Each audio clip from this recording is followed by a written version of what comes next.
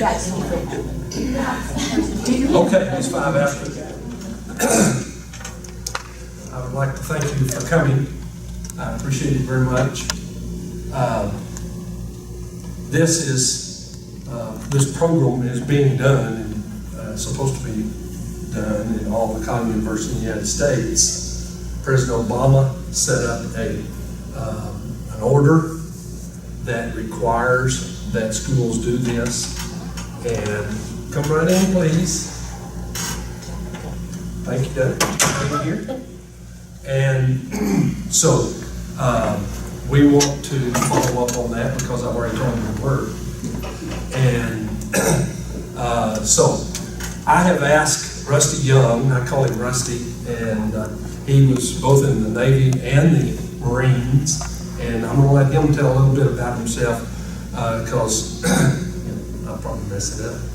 And he's going to share with you some things that his experiences, and he did some of this counseling with military troops in the service, and so he can go from that standpoint. Plus, he is a graduate of Weatherford College. He's taking one class now. He's at Tarleton State University full-time, and he's taking one class here on Monday and Wednesdays.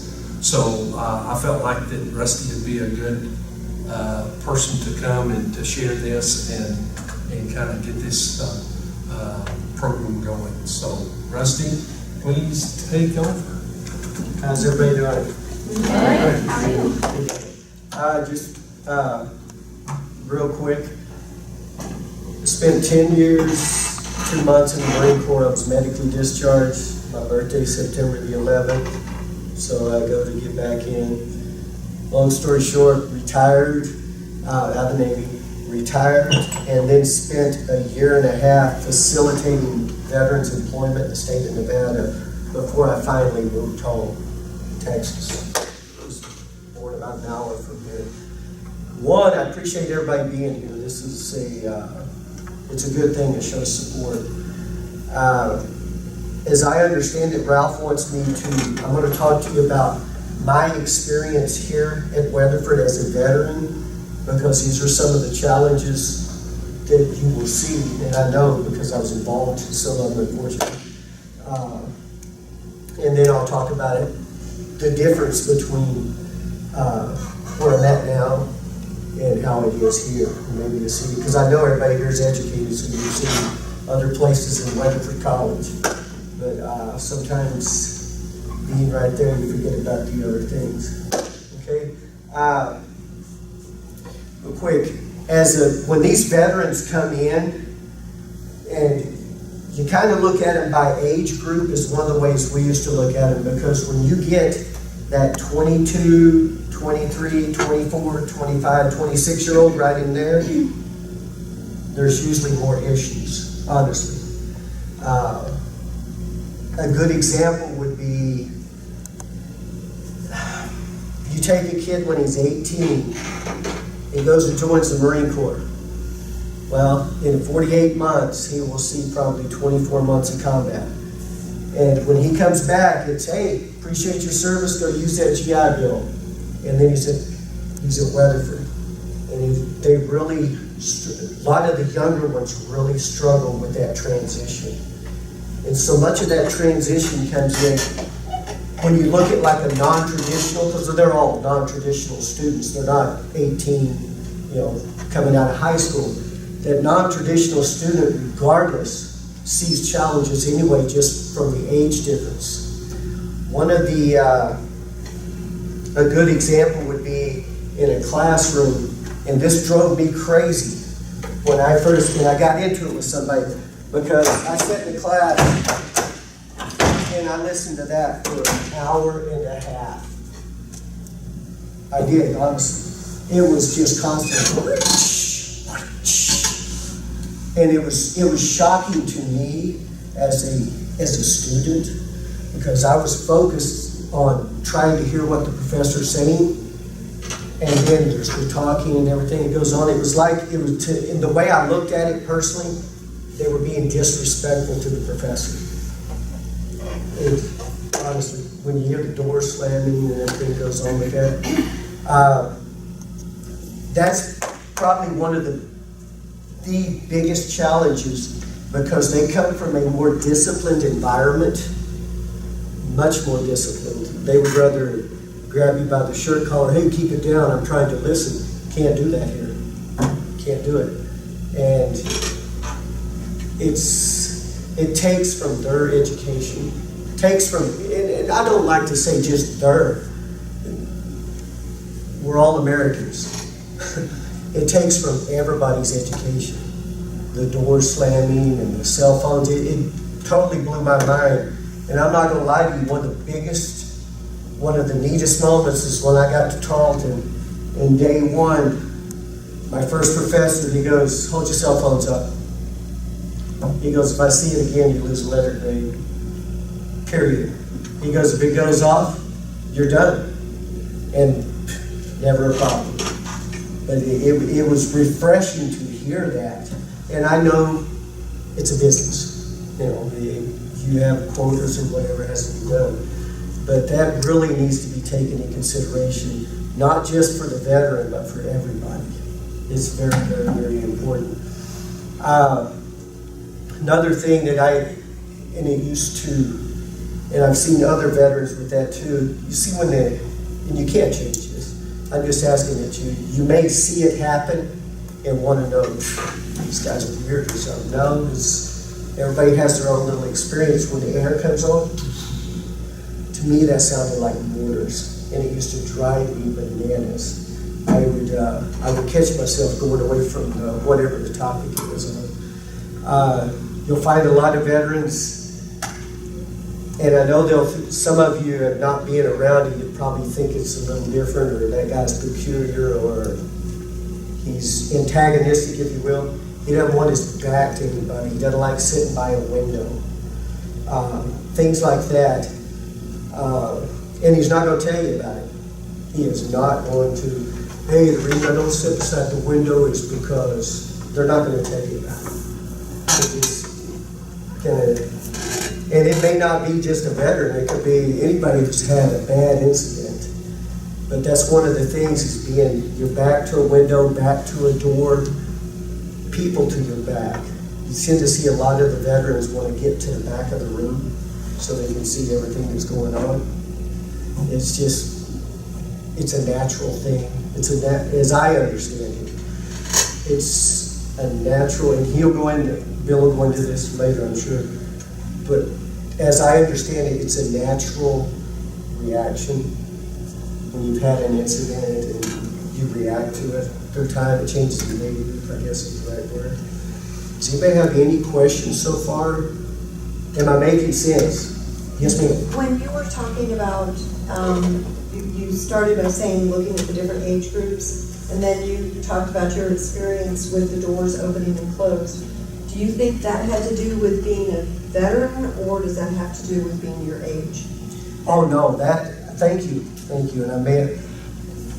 what I was initially getting to is the younger ones, they have a harder turn time because they go from 100 miles an hour to 0. They're sitting in the classroom and can't hear because the person next to them. That's with all the vets, I would think. I know it was with me. The slamming and the chaotic, and it's like, who's in control here? And I don't mean that. I mean, I had a great experience, or I wouldn't be here today. Seriously, I don't want that taken from anybody. I was blessed with the best teachers here. Still have. If somebody would tell Professor Wiltshire I did this in Spanish, it would probably help my grade. That's probably with everybody. I'm saying that the vets, because you don't want noise, you want peace. And that's probably more with veterans. And to me, it'd be annoying to anybody. But I guess when you're 18 and 19, it's just, it doesn't bother them. It'll drive a disciplined person or somebody who's had experiences. It bugs you. And it takes from the education. Did I clarify that? Another thing along that line too is,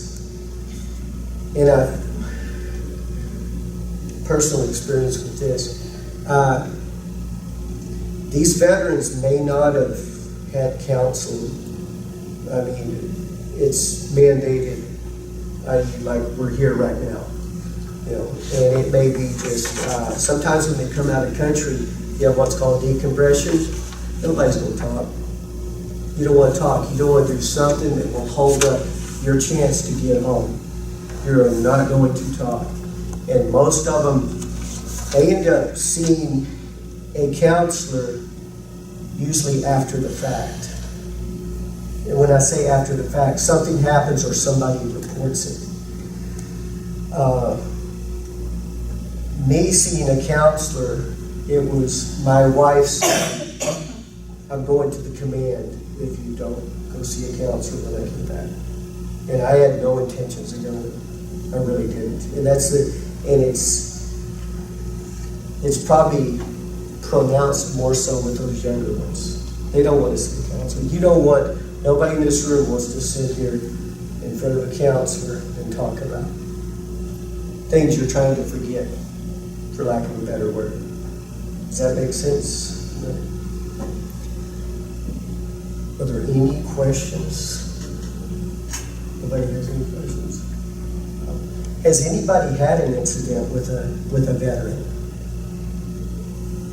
Did they give? Yes, sir. Had a woman that came back from Iraq, actually came to my office for registration. And you know, it was walk back and forth. Like you said, if someone screamed out in the cafeteria, you jump. And it was an eye-opening experience. But like I said, he said he couldn't go to like sporting events because there's too many people. They want people sitting around him or different things. He's doing better now, but it was a transition for him. He couldn't be in crowded areas at all. You see that a lot. Everybody heard what he was saying about his dealing with a veteran. And that's kind of Bill's expertise. That's why he's here on the PTS. But you see that where they won't sit still. That happens quite a bit because you feel like this is too slow. Something needs to be going on because you've been ramped up for so long, and it's like this huge crash. And you got, am I giving clarity to that at all? Is that, yeah. And I know there's been other incidents, I'm sure. I had one. I had two actually. My incident was with, I could not hear the professor. Yeah, I'm supposed to wear hearing aids, etc. But I could not hear the professor for two young students in front of me, and it was like no big deal. The professor just kept talking and stuff. And I got so sick of it, I lost it. I go, hey, shut your mouth. And it was like everybody was shocked. And I'm thinking, why do I have to do this? So I can hear from my education. That was one incident I had. I had another incident that involved Policia. I had an incident with a student where a student was disrespecting a professor. And I'm telling you, to me, I shouldn't have been the person stand up, honestly, but I go, no, you're not talking like that. And we end up having to get campus police involved with that to get the kid out of the classroom. But I was shocked that it went to that level. That person was disrupting not just veterans, all of us. We have children, we have your kids sitting in that class. And that's just another incident where it escalated because you're so used to, as a veteran, somebody has control of the situation. You know, there's a hierarchy. That's the professor, yes sir, yes ma'am, let's do this. And then when you have all this going on, it starts eating your lunch. It really does. Not just a discipline issue. noise and everything that goes with that. Is it making sense, kind of? Is this something we've heard before? Some of you, some of you not. Like I said, my experience has been good overall. I could not ask for a better situation.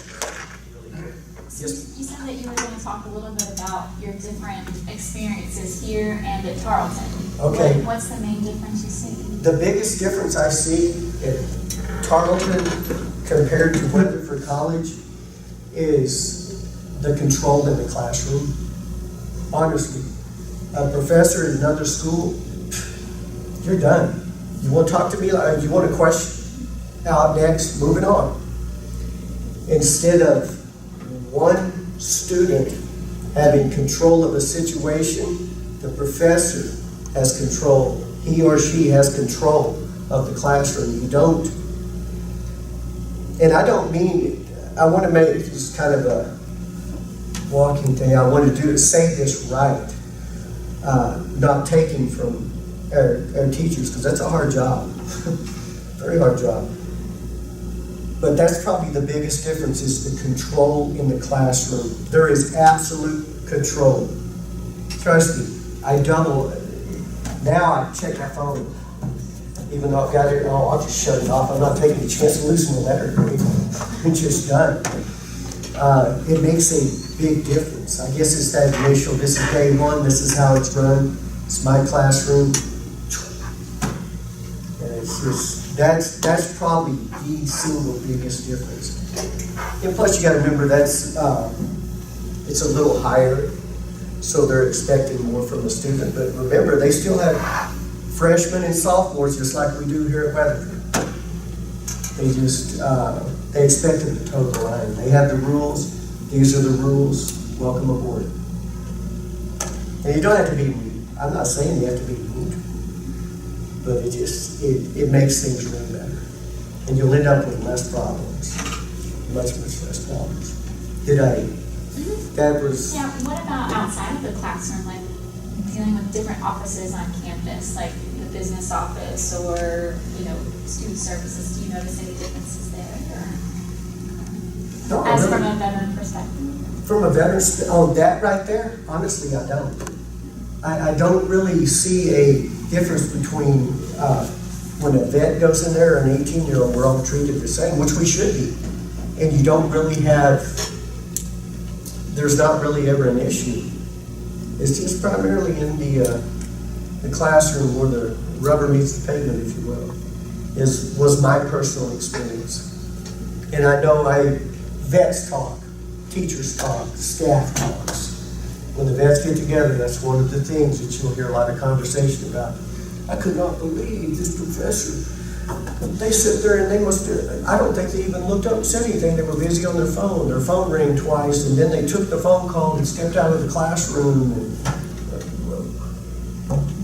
That's the conversation that's happened there. And I actually experienced that too. Do you think maybe I totally agree with everything you're saying. Yes, Do ma'am. you think it's more maybe the generation that we're raising? Because apparently it goes on in the public schools too. Because I have two daughters that are teachers, and they have no control even though they try. If they try to reprimand a student and send them out, they don't get any support from administration. That's where the sticky line is. Yeah, so There's a fine line there. I don't know where it's at, and I don't think it's generational. My honest opinion, I don't think it's generational as much as it is. It's a classroom. Classroom's still the same size it was 100 years ago. You still have students. You still have teachers, because there are professors here that never have a problem. It's that opening day when they tell you got a problem in my class, get it, I'm still getting paid.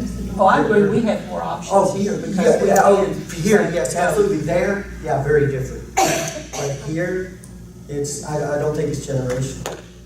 I honestly don't. Is that? But, sorry, Yes, ma'am. but I think what she's, the students that are causing, quote, the issues, are they normally, you see them normally being the younger students? Yes. That's what I think. Oh, okay. And it is the younger students, and some of that probably goes to maturity, but it also, if it's not checked, it just keeps going. That's. Oh, I totally agree with you. I totally agree. Did I hopefully answer that correctly? Yes, sir. I was when she's talking about discipline, we see that in Cali Village. Usually the students are in the classroom that come to discipline are usually students whose parents didn't really discipline them. And you see that when they come to the meeting. Parents discipline. They do not, the lack of discipline usually when they come into discipline. Because it's no big deal. I mean, Yeah. it's the kind of response my daughters tell me, what's your problem? Now, I get, the role that a parent plays in a student's life determines a lot of how they react in class. Give an example, my sister was teaching at a junior high school, and the student, this is back when they had a payphone, but as an example, she dialed 911 from the payphone, got it on camera, and then when they called the parent and brought the parent out and showed the parent the video, the parent said, well, how do you know she was calling 911?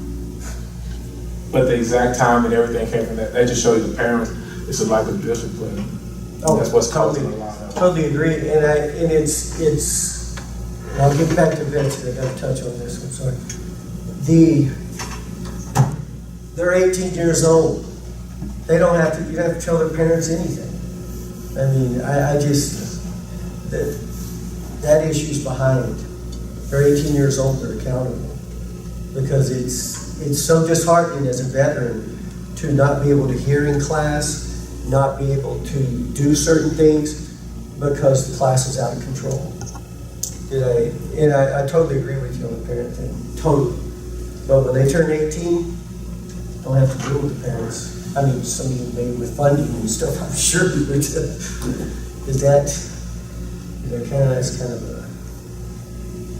does that make sense? Love the purple, by the way. Thanks. Texas State. Weatherford College. Does anybody have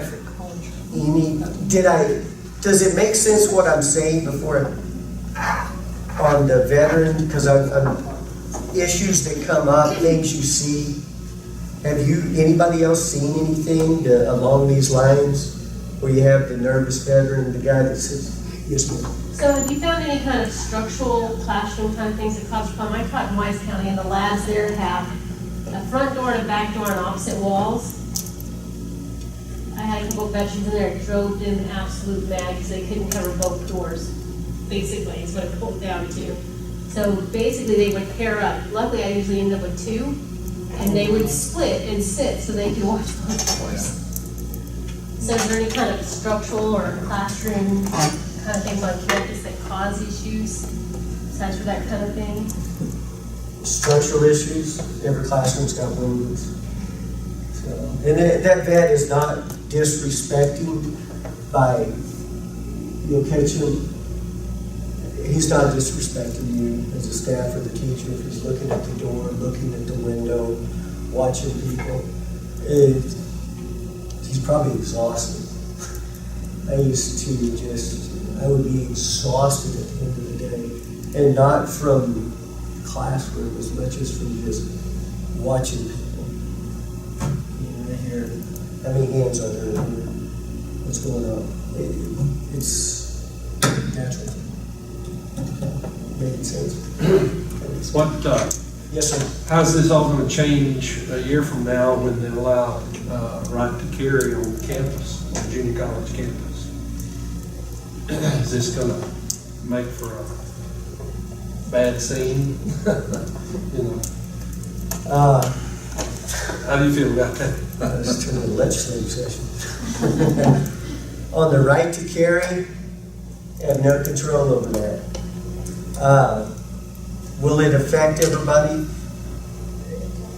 They go through a background all this stuff is done before you're issued. Those are the issues with who should carry and who should carry. That's legislative. You have no control. I can tell you this way, in Tarleton, they can carry it. Do I ever see a gun? No, and come on. That's Bubba Earl country. You think those people aren't packing? I'm being honest. Probably 3/4 of them in there are. I don't know. So is that, I don't know how to answer that. Yeah, well, I just, know that it's a new world, and it's gonna, and I know they have to be 21, they have to be licensed, mature, that type of thing, and I'm just, wondering, and they're thinking too that we're kind of buying our time because the universities may go through some problems with it, and they may change the law before it gets to us next August. So I'm just, wondering, and how are the veterans from a standpoint, if he's sitting in that class and he knows some people in that class have weapons, and he may not have one, but a lot of those people have weapons in that class, how's it gonna affect those veterans? How is it gonna, I can't speak for all veterans. For me, it's concealed. I don't see it. Right. I don't see it. Somebody in here. But just it being there, do you think it's gonna affect their learning, No, I don't think so. If that affects you, the what ifs and might ifs, it would, they shouldn't be in the classroom. I'm being honest. That's, does that make sense? Way to address that, if you will? Because, one thing to look on the bright side, Weatherford, we have a very small population that's over 21 years old. These are freshmen and sophomore. You're not going to see that many weapons.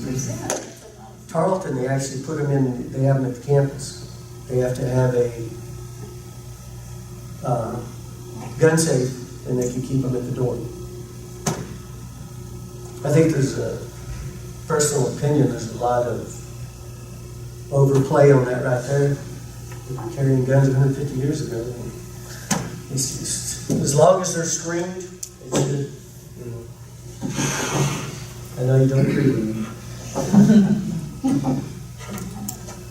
Does anybody have other incidents with veterans you've experienced and curious as why?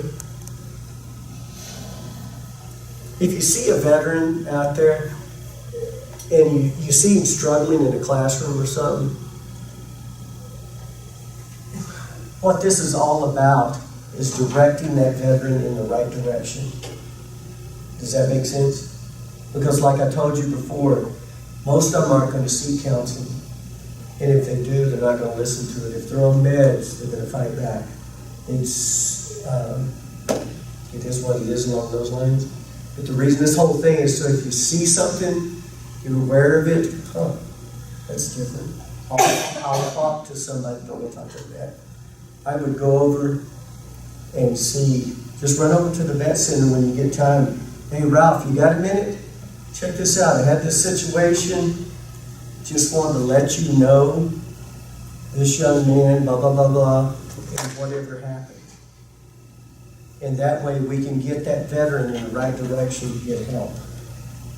Because and when I say don't approach the veteran, if he's in the classroom, you're going to have to say something. It just, don't try to fix it right there. It's something that can be done later. Does that make sense? And you don't know, and to share with you one last thing, you don't know the stories of these young men. I don't know all their stories. Everybody has their own personal thing, but I'm going to give you one example that just still to my day it bugs me. As a vet rep getting veterans employed, I was in the state of Nevada, and I had this young vet come into me. He's 25 years old, and he goes, "I just need a job. I will do anything." He goes, "Anything. I've got to work. And I go, "Well, sit down. What's going on?" I looked at his paperwork. This young man who could not get a job had 5 Purple Hearts, 2 Bronze Stars for Valor, had more pins in him than you could shake a stick at. And his PTS was through the roof. It was so obvious. If you saw him on the street, you'd think, was that guy always agitated? Was he a nutcase? No. He paid some dues somewhere. Does that make sense? Okay. If nobody has any questions, I hope I helped. Because it's not just about the vets, it's about all of us. We're all one big family. Okay? And if you have a vet in class that acts up and all, well, let them know that, hey, you know, I'd like to help you, and then refer them to Phyllis, who does most of our therapeutic counseling on campus, and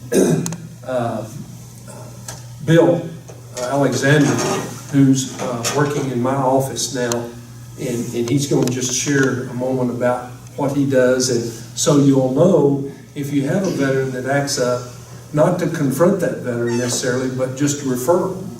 You just say, hey, you know, I'd love to help you, but, you know, I think that this other person would have more expertise in helping you to kind of work through some things and try to, you know, help you get along.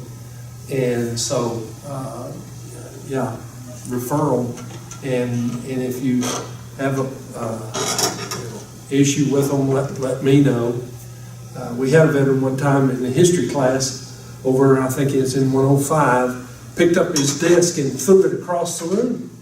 He was a disabled vet, and we worked through, didn't kick him, they didn't kick him out of college, and I'll be transferred here on to Texas Wesleyan and finished his bachelor's degree. And I thought a number of times, what if we had that day said, hey, you get up and you get out of here, don't you ever come back to this college again. You can't act like that in this classroom, and kick them out, and you know, who knows, he might not have ever gone back to college again.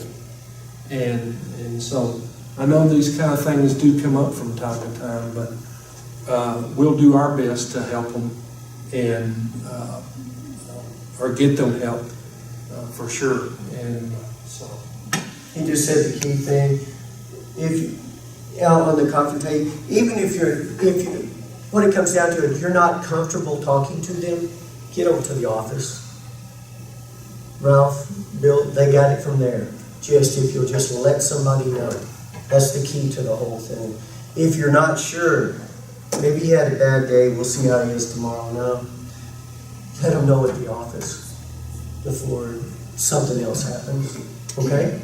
Yes, ma'am. So, I'm embarrassed to say, I don't really know what, I know the guys, when they come into the library, they talk about the veterans office. But so do all the veterans on campus kind of connect with you guys? no, we have a group that it's normally the same ones that come into the vet center, and they visit with one another, they tutor one another, that type of thing. And it's not the majority of our students. Of course, we have a number of students that are scattered on our other 3 campuses, but the ones that do come in, though, they also can visit and help with those vets, you know, one-on-one type of thing, and that also is very helpful to those students that are going through problems, because they probably both experience the same kind of thing. And we've already had a number of peer counseling in our office, and tutoring and helping one another, and that's what I was wanting to happen all along. Having a vet center is to have a place that they can come and help one another, tutor one another, and that kind of thing, because I didn't go to combat myself. My assistant always tells me that, oh, well, he didn't go, he wasn't in the military, he was in Hawaii, and I was just following orders. And so, but those that go to combat, yeah, they've got a lot of issues, and they come back, and so whenever Rusty has finished it all, I want you to meet Bill and what he does in his training. Perfect segue. No questions? I have a quick Oh, question. yes, This ma'am. is probably more for Ralph, though. How do faculty members, instructors know whether or not a student is a veteran? Is it? That's one of the things that I wanted done for a long time, and we did it at one time, years ago. We put that notation on the rosters, like a V or something, some kind of designation, and so the teachers would know. And I like that idea myself, because if you have a veteran that's missing class a lot, I need to know about it. I need to contact them. We have a no-drop policy at Weatherford College. Years ago, we had that policy. You miss 6 times, you're gone. You get an F in the course. And so that kind of thing is not there now. And Do you know why we stopped doing that? I don't know. It still shows up on some of my rosters. On my rosters, it still shows V's next to some of the Oh, it does. students. Did we start doing that, Vicki? I don't know. But let me just say, I want you to notify me if you have a veteran that's skipping class a lot. And that really, you And know, that's what she's saying. is one of She my doesn't know. pet peeves. She doesn't know if he's a vet. He could just be a kid that just didn't show up. She doesn't know if he's a vet that has problems. That's true, and there's a lot of these youth, these young kids that have a lot of the same type of problems. They haven't been in a war situation, but they might have on their streets and in their homes, getting beat up by parents and that kind of thing. I mean, the same kind of PTSD is still gonna, be with these students also. So, I know there's a lot We of do issues. drop in developmental classes. We do drops in developmental classes. Yes, the developmental, there is a policy that we have to do that. That's correct. That's correct. And, but anytime you have a student, and I want you to let me know so we can try to contact them and let them know what the situation is. I had a guy one time that he missed and missed and missed. Finally got a hold of, I've been in the hospital for 4 weeks. I said, why didn't you pick up the phone or have one of your family members pick up the phone and call me and let us know so we could go ahead and drop your classes and you can get your withdrawal rather than Fs. But the sad thing is that some of them will just stare right in my eyes and say, will that stop my benefits if I drop my classes? I said, oh yes. I can't afford to do that. So, we're fighting that type of situation too. And so, they sometimes don't feel like they have to go to class, But please let us know. As another suggestion, as they're being advised, perhaps they could be told to talk to your teachers if there's a problem with noise in the classroom, instead of just getting totally frustrated, but give them the voice to say, Oh, speak absolutely. to your instructors. Oh, absolutely. I tell them, I don't know. You must keep those lines of communication open with an instructor and let them know if a student is acting up and disrupting your class, or if you're concerned about maybe a student's actions in that class, they need to let you know that. I know they do, but they need to be reinforced. They do. Someone They should do. speak up and Yes. say, all students on campus should have a voice, That's right. and most of them don't. They're That's afraid right. of instructors overall, and they Yeah. need to be able to talk. And, there's just so many things that we need to reach out to all students. And, but I can't even, because I never went to combat, to understand these students that come back, these veterans, and they come back into classrooms and they go from that place to the classroom, and all of a sudden they got to sit still and listen and try to concentrate, and they're thinking about, who's in here, what's going on, And so I know it's very difficult for all. Any other questions? I thank all of you very much for coming here. It means a lot. It really does. And it's not just, it's everybody. Okay, we're all in it together. Thank you, Rusty. Thank you. With that in mind, some of you know him, Bill here. He's going to get up and talk. Let me give him the tie. We only have one answer. Thank you, Rusty.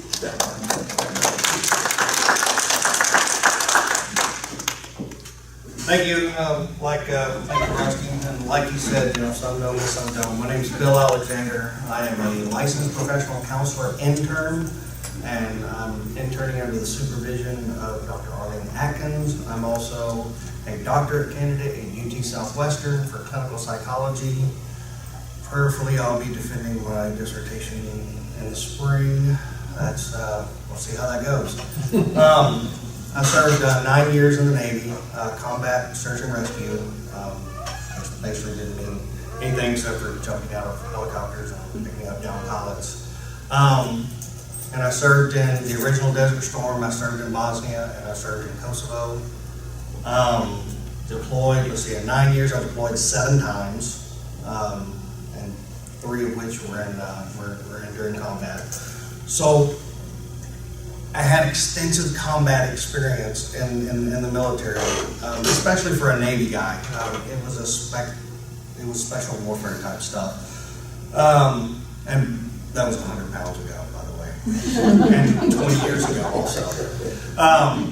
But when I got out, and Rusty alluded to that, and I appreciate him doing that. The largest problem veterans who are getting out of the military, whether they are 40 or whether they are 20, is transition. And we talked about it, or he alluded to it. You're going 90 miles an hour to a dead stop. And the term we use in the clinical world is hypervigilance. And he talked about, keeping the doors covered, keeping the windows covered, keeping everything covered, back against the wall, no one talks behind me. Okay, that all kind of sums up in hypervigilance. It's you're always standing guard, and you're always making sure that you can assess a situation at any point in time, at any angle of the room that you can do.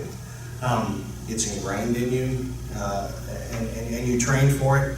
And then for probably, I'd say 3/4 of our veterans here at Weatherford College, then they pick that training up, and then they go to Operation Enduring Freedom, Operation Iraqi Freedom.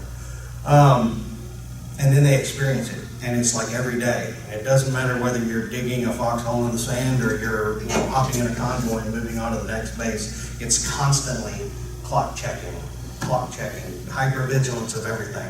So when you come back to the stateside, of course, here's what I do: go through counseling to kind of decompress, but it's not really. Nobody wants to talk. They're like, "Let's go. I'm on the clock. Gotta get home." I'm tired of sitting here in Germany for 3 days decompressing, put me on an airplane, send me home, or whatever the case may be. So there's not a lot of transitional thoughts that go into getting back. So, and then of course some people separate, and then they go into the civilian world, and then it becomes even worse. I know for me when I separated, and I don't share this story a lot, but this story kind of led me to where I'm at today. And that is when I got back, I went to my first war, and I was 18 years old. And of course I came back and I thought, I'm a war hero. I got a combat action ribbon. I got an air medal. That's a big deal in the military. If you look it up, it's number 7 on the list of hierarchy. Number 7, higher than a Purple Heart, higher than a Bronze Star, lower than a Silver Star. I got one, 18 years old. I thought it was the greatest thing in the world. And then I went to Bosnia, and then I got another one, this time with a Valor, a V for Valor. I'm like, wow, that's pretty cool. Here we go. We're moving on. And then I went to the third one. By the time I get to the third one, that's done. I mean, and when I say done, I was only 26, 27 years old, and I'm like, we probably have enough of this. My days are numbered. The time's up. So when I came home and I got out of the military, I self-isolated for about 5 years. And when I say that, I moved out in the middle of nowhere, bought land where no one could be around me. I built a home, and I lived in a town, population 60. So there's no traffic, no stop signs, nothing. And that's exactly where I stayed. And I stayed in my house. And I didn't move because, I say I didn't move. I didn't really do a lot of interaction with the world because I struggled with how to interact with the world that was maybe a little more safe. Maybe environments that weren't so toxic, associated with, with going overseas. So I really struggle with relationships. I really struggle with work. And I really struggle with just a lot of things in transition. And that's really what Rusty's getting to, the point of, rather the 22, 23, 24, 25, 6-year-old veteran that come here, what they're really doing is they're struggling with transitioning, coming from a war zone or coming from a military to a civilian world, and then becoming a student at Weatherford College and struggling with that transition as well. Or, maybe they have a family, or maybe they have work. So everything can pretty much be compilated and wrapped up in the struggle of transition. And, college is stressful. And it doesn't matter which college you go to. A college student is stressful. We've all been there, so we know how stressful it can be. And then you compound that with trying to adjust to civilian life and slowing down. It becomes very difficult. I'll be honest with you, and I've thrown these numbers, I've probably heard these numbers, we said these numbers a million times. But that's what happens when you're in the middle of a dissertation. 1.6 million American forces went to Operation Enduring Freedom, Operation Iraq Freedom. Approximately, this is according to the RAND report of 2012, approximately 1/2 of those came back with emotional, psychological, or physical ailments, or disorders or conditions. Approximately 1/2. That's 800,000 military people who came back. So we have approximately 213 veterans, plus or minus. And we're talking about not spouses, not children, not legacy. We're just talking about veterans. And I would say approximately 3/4 of those, 200, saw combat. So what is that, 150? So divide that by 2. That's your 50%. You have 75 students here who are struggling. Veteran students here who are struggling emotionally, psychologically, and physically. Some with traumatic brain disorders. I'll be honest with you, PTSD is like the flavor of the month. You probably only have 2 that I've physically seen, like actually come and communicate and talk to. You probably only have 2. A lot of depression. And that comes from an identity crisis. I was this person in the military, and now I'm this, And not only that, but they were done with me, and so now I'm disabled. So now I have a traumatic brain injury. Now I have internal, organs problems. I've got all these things, and I'm on medication. So there's lots of depression. Some medicated well, some not medicated so well. But I said all that to say this. It's more prevalent than probably we think. If we're talking 75 people in a I don't know how many's in this campus right here, 2,500? And you've got, thank you, 2,500? And you have 75 veterans walking around with emotional and psychological problems. And what it is they're not wounded, they're not, hurt animals or whatnot. They're lost in translation. And they're lost in translation of who they are and where they belong. And so we're here at a community college, and then we're faced with, staff, faculty, the millennials, as we talked about, but they're millennials too.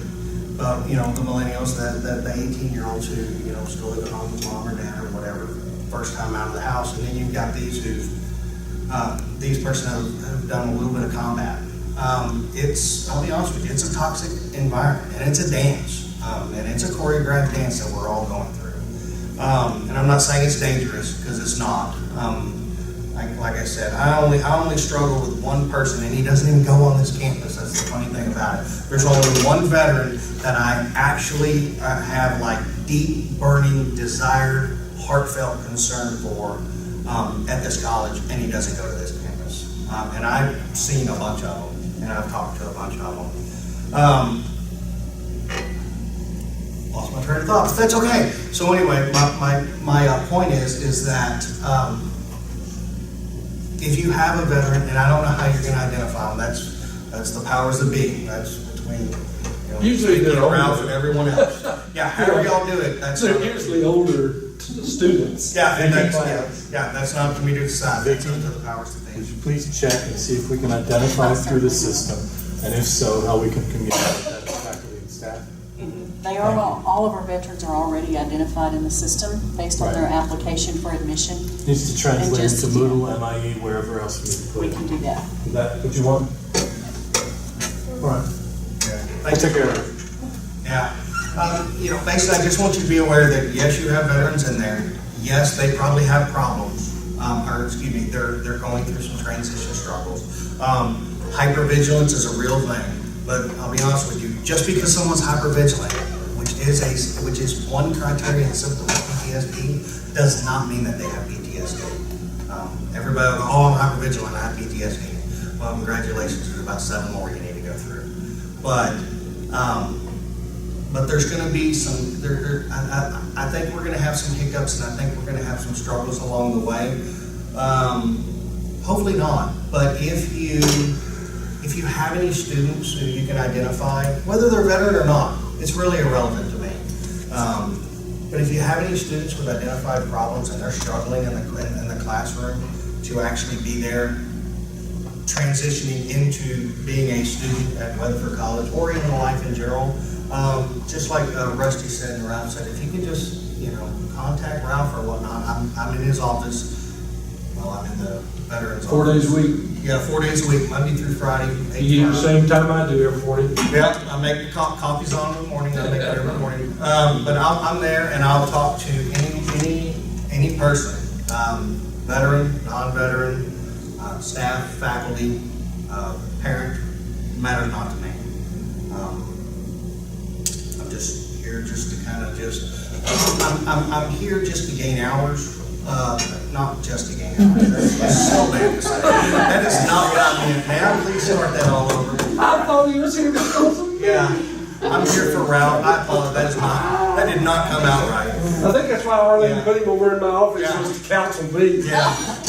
Yeah, I was actually working in a couple of other places, and I enjoyed being around veterans so much here that I asked Arlene I asked Dr. Atkins if she could work it out where I could come here and work with these and talk to Ralph, and that's how it happened, and that's how I ended up getting here. And I certainly don't overlook that. I greatly appreciate everybody's hand, whoever that may be, involved in that. But I also work with Project Healing Waters. I'm an executive board of directors for the North Texas chapter, and I work with wounded veterans, limb amputations, quadriplegic, neurological conditions, traumatic brain injuries. I deal with those people on a completely different spectrum. So I really deal with a larger population of veterans, some functional, some not so functional in life. So, if you have any questions or whatnot, like I said, I'm there. Everybody, yes, sir.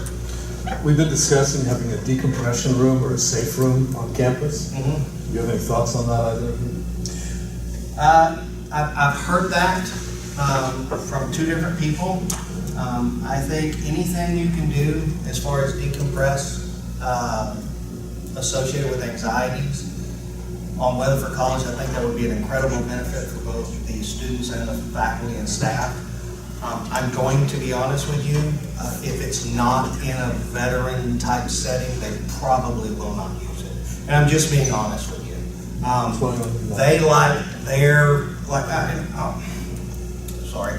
And I'll tell you this, and of course I wasn't here when all this happened, but probably one of the best things that was ever done for veterans on Weatherford College was opening up that Veteran Center and giving them a space. And I don't think you really may have realized it or saw it. Camaraderie is a huge thing in the military. We used to dig trenches together, and then after we get off work, we'd go have barbecue, and we'd drink a beverage, we'd do barbecue. We would live life together and serve together. That's not true in the civilian world on a large scale, which makes transition a little more difficult. You punch a time card, you're here, you have friends here. When you're done, you go home and you have your own friends and you have your own family. There's no unit cohesion. So prior to the Veterans Service Center space being opened up for veterans, they would walk around campus and they wouldn't know who was who. They have no idea. We don't have a star on our head saying I'm a veteran. So when that opened up and they started migrating in there, they're like, wow, I've had 2 classes with you. I had no idea you were a veteran. You know, and then you get to communicate, you get to talk about your experiences. A very, very positive impact on that. So if anybody's in here who had a hand in that, pat yourself on the back, you did good. But back to your question, decompressing I think would be a wonderful thing for the students. The veterans, if the decompression was not in the Veterans Service Center, they probably would not do it. These are my brothers, these are my sisters. Please leave us alone, we feel safe here. Thank you. Yeah, no problem. Is there anybody else have any questions? I know I rambled. Yes, sir. Along with that, if they were able to have a decompression room and if they had a center somewhere in that area, do we need to keep other students out of that as well and get a separate decompression room, a stress-free room for our regular students? Yes, but I'll be honest with you, and this goes back to what we were just talking about. The decompression room for the veterans is the Veterans Service Center because they come in there and you can see it. You can see the weight come off of them, and you can see the conversations that are had that probably don't need to be out in the other public. You know, they do that is their decompression. Now that may not be the same decompression that you think of or that you would have in mind, but that is their decompression. You know, where they sit there, they drink a glass of water, gripe about the professor and not getting the right grade, and so and so in class is a jerk. That's decompressing to them. You know, they don't mean anything by it. And they go, yeah, oh, I had this and I had that, and then they work it out and it's over with, and okay, move on to the next one, and they leave it all there. That is their decompression room. But it's also their identifier, which was very important here. So, any other questions? I have my resume on the corner, so good job. Bill has 86 hours of graduate psychology. Yeah, I have 88 hours of graduate psychology. We're trying to get him involved somewhere. I have 106 hours of graduate, or 106 graduate hours, and 88 of it psychology. Yeah. I'm one of the. And when I say few, I'm talking about there might be 12 in the state because I didn't know what I wanted to do when I grew up. It's very difficult to find someone who is an LPC and a clinical psychologist. Most people, most people say, you know what? When I grow up, I want to be an LPC. So they go get their master's degree, they become an LPC. They don't even think about that side. And then there are some that go, when I grow up, I want to be a clinical psychologist. So they go that route. They go to get their doctorate to become a clinical psychologist. Well, I didn't know what I wanted to be when I grew up. All I knew is that I didn't really fit in anywhere under the sun. I spent 10 years owning 4 businesses, employing over 200 people, and making all types of money in the world, and thought, this was it. I found my niche, I found my life. But when it was all said and done, it was all worth nothing to me because something happened. There was a transition in me. Maybe this is my testimony. Testimony time. Take it, amen. I woke up one day and I realized how very unsatisfied and how no joy I had in my life. And it didn't matter how much I made. It didn't matter what I did. It didn't matter how many customers I had or how many employees I had. I would hire veterans and I would watch them struggle. And I would just watch them struggle over and over. And I would become their mentor in my own business. And I spent more time doing that than I did running my own business. I went, you know what, I've already figured this out. I have a wonderful heart and a wonderful passion for veterans, and I think my calling is to go help the veterans. I don't know what I'm doing, I don't know how I do it, but I'm gonna go get my master's degree and become a counselor. And I did.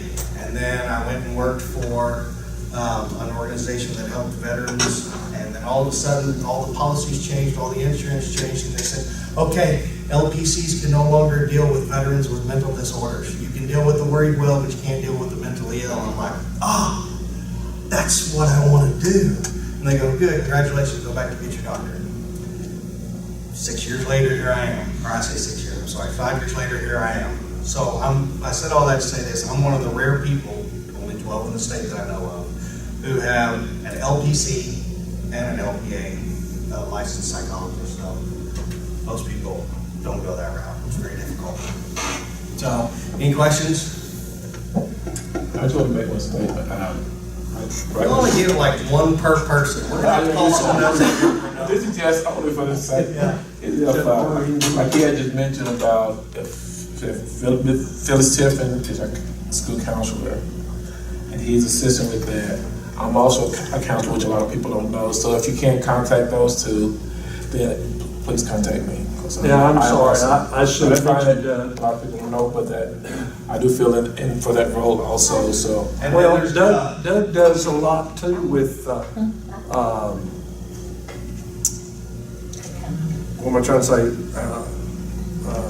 If they have a drinking problem, right? Substance abuse, and you've worked with them, you've done some group counseling, yes. Right? And so Doug's, and I do individual work with them. I'm an LPC, but I don't usually get into too much therapeutic stuff along the way. But you know, different ones need different help at those times. So we're here just to reach out to them every way we can. And all this stuff we've been doing out here, the 22 kill, people doing push-ups and that type of thing, to remind people about there's a lot of veterans that are hurting, that commit suicide every day. And I thought one of the statistics that just blew my mind, that more people committed suicide that served during Vietnam than were killed in Vietnam. Over 50,000 committed suicide, and over the years, and it's we see that a lot now. You know,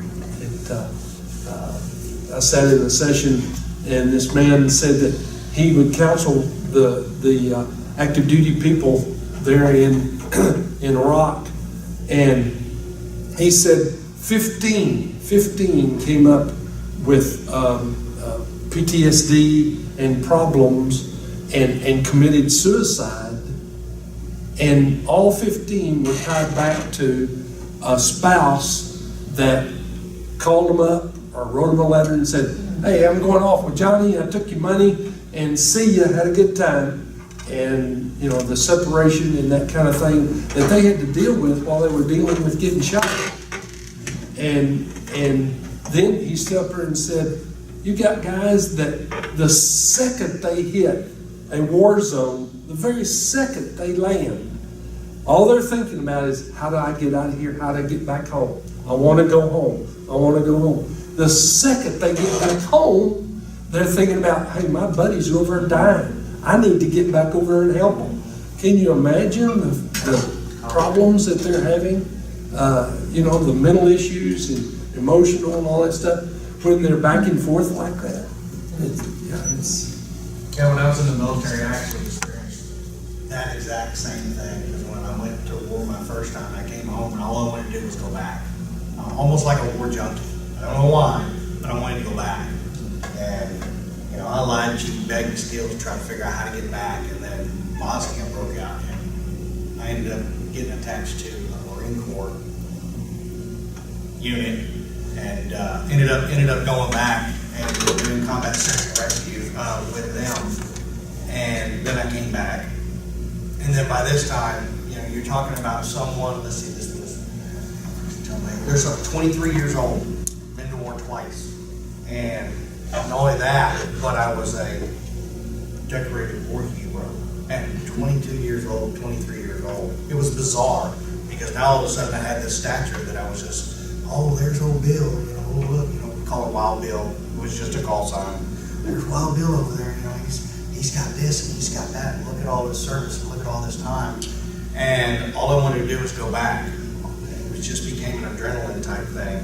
And then, what pretty much ended my career, is my daughter was born July of 1998. July of 1998, 3 weeks later, went to Kosovo for 7 months. Came back, she was 8 months old, went, yep, no more, we're done with this. I love my brothers, I help you on the outside, we're done, I won't do this again. And I got out. So, but I don't, the transition, I don't really understand. It's like, I got there my first time, I was scared to death, and I didn't want to be here. And then the second time, all I wanted to do was be there. And then the third time, I don't want to go back. It's a crazy transition how it works with your brother. But it is. You're in constant conflict and turmoil between wanting to be with your brothers and sisters and wanting to be with your family. It's different. I can't explain it. Anyway, I know I've taken a lot of your time and probably too much of your time. Thank you so much. Any other questions, anything? I do appreciate it. And this won't be our one and only time. We will have this session more in the future, but I think all three of us made it clear that if there's needs along the way in the classrooms, in your offices, please let us know, because otherwise we won't know what's going on and how we can help. And I just appreciate you coming today.